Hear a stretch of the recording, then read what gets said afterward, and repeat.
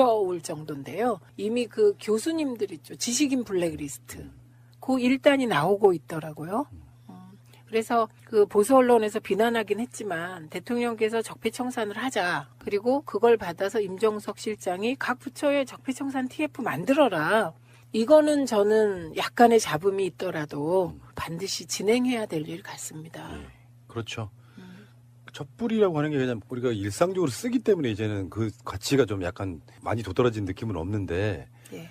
국민이 혁명으로 만들어낸 정부예요. 네. 당연히 과거의 적폐들은 청산하고 시작해야죠. 네. 얼마나 걸릴지 모르지만 저는 네. 문재인 대통령의 실질적으로 바라보는 지점은 저는 복지라고 보거든요. 네. 결국에는. 근데 네. 적폐청산하는 데만 5년 이상 걸릴 것 같다는 생각을 해보는 좀 무서운 그런 것도 있지 않아요? 네, 그래서 적폐청산의 개념을 명확하게 정리하는 게 중요하다는 거죠. 무슨 말이냐면 얼마 전에 문재인 대통령이 적폐청산은 이전 정권을 뒤지는 게 아니라 오랫동안 쌓여왔던 잘못된 제도나 문화를 고치자는 거다. 그런 의미의 적폐청산은 5년, 10년 계속해 가야 되는 거죠. 그렇죠. 그러면 문재인 대통령은 왜 이전 정권을 뒤지는 게 적폐청산이 아니라고 말했나? 그러면 어떤 분들이요. 그럼 국정원 댓글 이런 건 뭐야? 뭐 이런 분들이 계셨어요. 근데 그거는요. 적폐청산 중에 제 개념으로는 적폐청산 중에 국가적인 범죄 행위이기 때문에 그거는 뭐 적폐청산이라서 오랫동안 끌 일이 아니고 범죄 있는 곳에 수사 있고 수사 결과 범죄가 확정된 곳에 처벌 있는 거 아닙니까? 그거는 그 문재인 대통령의 두뇌 지도에는 검찰 수사로 당연히 범죄 행위는 처벌받아야 되는 거다. 이런 영역인 거죠. 예. 너무 당연한 거잖아요. 그러니까요. 네. 자, 알겠습니다. 본격적으로 이야기 한번 들어가 볼게요. 어마어마해요. 나오고 있는 것들이. 일단 오늘 제가 충격받았던 거는 어떤 예상과 맞아떨어진 측면도 있지만 어마어마한 어떤 상황들 때문에 그런 건데 문고리 3인방 중에 정호성을 제외하고 이재만과 안봉근은 왜 지금까지 조용했을까? 뭐 이런 생각을 해봤었단 말이에요. 네. 이 사람도 분명히 뭔가 있을 텐데 했는데 네. 빵 하고 터진 게 바로 국정원으로부터 돈을 돈을 받았다는 거예요. 일단 이해가 안 가는 게 전 정치를 해본 적도 없고 국회도 가본 적이 없으니 뭐 어떤 상황들을 설명할 수는 없지만 이따가 이제 특수활동비 이야기가 나올 거예요. 근데 청와대에 근무하는 자들이 국정원으로부터 특수활동비로 돈을 받아서 챙긴다? 요 관점이 제도적으로 가능한지 한번 여쭤보고 싶어요. 아, 이게요, 그, 노무현 정부 들어서선 이게 싹 없어졌고요. 대통령께서 국정원장의 독대를 안 받지 않았습니까? 이게 너무나 시사하는 바가 큰 거예요.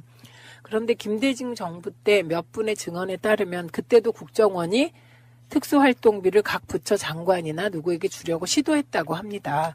그리고 김대중 대통령께도 이제 그 특수활동비를 국정원에서 거꾸로 뭐 엽이라든지 이런 명목으로 청와대 쪽에 전달하려고 했는데 그걸 김대중 대통령께서 거절하셨다는 거 아닙니까? 그러니까 그 문화는 민주정부 이전에는 광범위하게 존재하는 거였고 그것이 국정원이 의 생존 전략이 아니었을까 싶어요. 네, 그리고 그게 다시 지금 박근혜 정권에서 부활했었다는 걸 증명해주는 사건이고요. 요게 이명박 정부에서는 어땠나 되게 궁금한 지점이죠. 왜냐하면 이명박 정부에서 이미 원세훈 국정원장 가면서 대통령에 대한 국정원의 독대, 그 이상의 친밀한 어떤 관계가 형성됐다고 보이지 않습니까? 네. 네. 푸나님, 그 이전에 저는 안봉근 이제만 이 단어를 듣는 순간 가슴이 그러니까 막 이거 딱 듣는 순간 막 이런 생각이 들면서요. 이완구 전 총리의 말이 또 생각이 난 거죠. 최민희 의원 조심하세요. 조심해라. 청와대 애들이 최민희 의원 벼르고 있다. 그 얘기가 막 생각이 나겠죠. 국정원이 이제 뭐 특수활동비라고 하는 게 우리 사적으로 표현하면 회계 처리가 안 돼도 되는 정말 눈먼 돈인데 네. 그런 돈들이 정상적으로 공무원들이 뭐 월급 받으면 되는 거고요. 네. 근데 그게 따로 돈이 들어가서 뭐 매년 국정원 특수활동비 중에 10억 원을 매년 청와대에 건넸다. 그 청와대라는 게 직원들 전체가 나눠주는 건 아닐 거 아니에요. 일부 대통령 측근들 핵심 몇 명한테만 전달되는 거잖아요. 그렇게 보이죠. 네. 네. 그래서 지금 이 사건으로 남재준, 이병기, 이병호, 박근혜 정부 국정원장들하고요.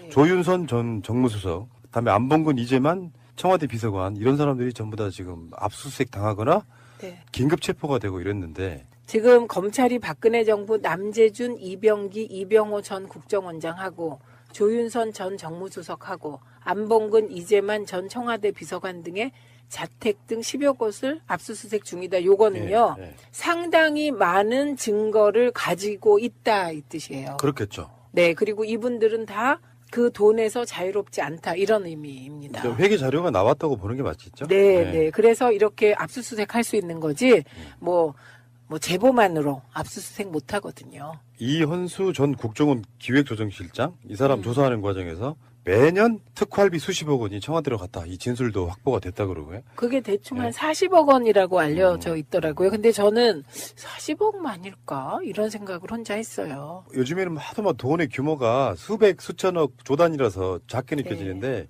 개인 몇 명에게 갔다 그러면 엄청난 돈이에요. 청와대가 국정원으로부터 돈을 건네받은 통로가 안봉근 제2부속비서관, 이재만 총무비서관. 아니 이렇게 국정원에서 돈까지 받고 이러면서 나를 벼렀단 말이야 진짜? 그러니까. 아 당신들 머릿속엔 도대체 무엇이 들어있는 것인가? 아 정말. 그리고 안봉근 제2부속비서관 제가 제2부속실을 없앴습니다. 사필 기정 인과 응보. 지금 빙의 되셔가지고요. 방송을 못했어요. 정호성도 현재 구속 중이라서 그렇지 거기에 포함되어 있다라고 해요. 그러니까 다시 말씀드리지만 국정농단이라고 하는 게 그런 거네요. 단순하게 박근혜의 명을 받아서 뭐 개입다기보다는 그들도 그들 나름대로 실속을 챙겨가면서 박근혜가 국정농단을 하게끔 방조 또는 보조 또는 뭔가 국정원의 프락치 역할까지 했다고 보는 게 맞을 것 같다는 생각이 드는데. 네. 네. 이런 거죠. 우리가 흔히 문고리 3인방이라고 얘기를 하잖아요. 그러니까 개선 조직을 초월한 초법적 권력이라는 뜻이에요. 대통령과의 지근거리로 평가된. 그러면 핵심 권력, 실세잖아요. 그럼 실세를 왜 하려고 사람들이 하겠어요. 실세에게 모든 게 집중된다는 거죠. 그렇습니다. 그리고 국정원 돈이 이렇게 건네주는 통로가 실세다. 그러면 저는 이 돈이 이제만 안봉근 비서관이 썼을까? 이게 어느 정도 윗선까지 올라갔을까? 예, 되게 궁금해요. 그러니까 그렇게 비선으로 돈을 받아서 최소한 김기춘, 조윤선 정도에겐 갔겠죠. 자기들끼리 만약에 인마이 포켓 하다가 그 내부에서 만약에 비서실장이 알게 됐다, 정무수석이 알게 됐다, 그럼 그 뒷감당하기가 어렵지 않았을까 자, 이런 추측을 해봅니다. 그러면 우병우까지 한번 넣어봅니다. 김기춘, 우병우, 조윤선.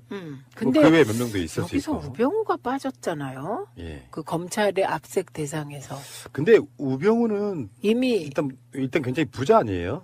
지금 훈아님 왜 갑자기 원래 99섬 가진 자가 한 섬 가진 자 걸 뺏어서 100섬 채우려고 하는 게 그게 돈의 법칙이에요. 이주영 실장님. 네. 대표적인 인물이 하나 있죠. 그런 인물. 정말 대표적인 인물. 다스 주인. MBC?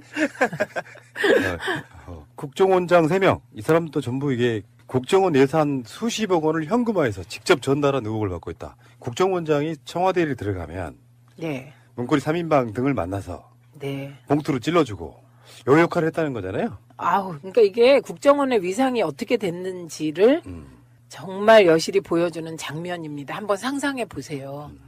문고리 3인방, 대통령의 실세예요, 통로. 그러면 돈을 줄 때 문고리 3인방이 이렇게 딱 돈을 주면 아이고 황송합니다. 이렇게 받았을까요? 이게 사람이 어떤 누구로부터 정당한 노동의 대가가 아닌 돈을 받게 되면요. 아주 불공정해지는 측면이 있어요. 그쵸. 받았다고 하는 건 그렇게 해주겠다는 뜻이거든요. 그렇죠. 그런 측면이고 지금 특수활동비를 잠깐만 이야기 한번 해볼게요. 정부를 통틀어 가지고 2016년에 특수활동비가 8,870억 원이었답니다. 네. 이게 사실 이제 감사 안 받는 돈이라는 뜻이죠, 이게. 네. 올해는 8,990억 원이었는데 거의 1조에 가까운 돈이에요. 네. 작년에 비해서 올해가 120억 정도 늘었고요. 네. 그중에 2017년에 국정원의 특수활동비 예산이 4,947억. 네. 지난해보다 86억 늘었는데 정부 전체 특수활동비 예산의 55%. 이건 왜 이렇게 돼야 되죠? 이게 이제 애초에는 밝힐 수 없는 회계를 투명하게 공개할 수 없는데 국정원이 활동하는데 혹은 정부가 활동하는데 드는 돈이 있다는 가정하에 생긴 돈이에요. 네. 그러니까 말할 수 없는 영역이 저는 있으리라고 생각이 듭니다. 있겠죠, 있기야. 그런데 이게 점점 규모가 늘어나서 이제 1조 원 가까이 되고 있다. 이겁니다. 그러면 이 즈음에서는 이게 막연하게 수사와 정보 수집 등 사용처를 밝히면 지장을 받을 우려가 있는 경우에 한한다. 이 조항을 좀 더 세분화해야 될 것 같아요. 이제는. 그렇죠. 네. 그러니까 지금 국정원 계획의 핵심 중에 하나가 전 특수활동비 등등이라고 보거든요. 네. 특수활동비인데 법인카드 같은 걸로 사용 내역이 나오는 거 말고 현찰로 지급되는 게 49.7%래요. 그럼 요거는 이제 가라로 만들어내는 영수증들이 있을 수 있잖아요. 네. 이러면서 이게 이따가 다시 이야기가 나오겠습니다만 청와대에만 권질러 준 게 아니고 그 특수활동비를 이용해서 무슨 민간 단체 만들고 지원해주고 하면서 정권 유지에 쓰이는 그러니까 사실 국가의 첩보 활동을 위해서 사실 쓰라고 내려주는 돈인데 그 돈들을 정권 유지를 위해서 야당 탄압하는데 시민들 탄압하는데 썼다는 게 그게 문제인 것 같고요. 그렇죠. 그러니까 되게 이제 세금은 목적성 재정 지출이에요. 지출할 때 목적이 명확해야 되는데 이게 애초에 그 보수단체를 지원해서 이제 정파적으로 활용하라 이런 목적은 있을 수가 없는 겁니다. 지출 요목에. 이게 그 자체가 범죄 같아요. 문재인 대통령도 취임 초기에 특수활동비 안 쓰겠다 그러셨죠. 50% 줄이겠다 그랬죠. 그 50% 줄이셔갖고 그걸로 뭐 청년 지원 하는 거 하겠다 뭐 이렇게 얘기를 했죠. 국정원이 특수활동비로 아까 방송 초반에 말했던 여론몰이용 인터넷 매체도 설립하고요. 네. 언론닷컴? 그 특수활동비 나온 거고요. 네. 사이버사에 연간 30억 내지 60억 원의 특수활동비를 또 지원했고요. 이 중에 일부는 사이버사 심리전단 부대원들에게 수당 성격의 활동비로 지급됐다고 합니다. 그러니까 이게요. 만약에 특수활동비가 영수증이 첨부되는 것이었다면 좀 더 일찍 사이버 심리전단의 댓글 문제가 드러날 수도 있었다.